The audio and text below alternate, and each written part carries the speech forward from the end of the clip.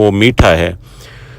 इस रकबे पे एक टरबाइन लगी हुई है, वो भी आपको विज़िट कराता हूँ। रकबे की कंडीशन देखें, रकबा हर तरफ से पूरा आबाद है और ज़ीरो लेवल, सारा ज़ीरो लेवल हुआ रकबा, और मालकान एक मालिक है टोटल रकबे का। टोटल जो है 60 एकड़ रकबा है। बाकी ये आपको डेरा भी दिखाता हूँ, डेरे के साथ अंदर टरबाइन जो है, टरबाइन लगी हुई है, वो भी आपको विज़िट कराता हूँ। पानी जो है पी के देखा है हमने, बिल्कुल मीठा पानी है।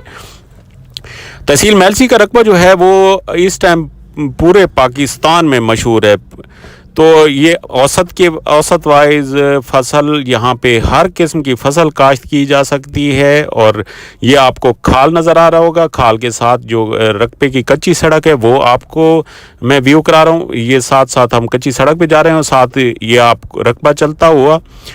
और ये इस टाइम जो है गंदम की तैयारी हो रही है, गंदम के लिए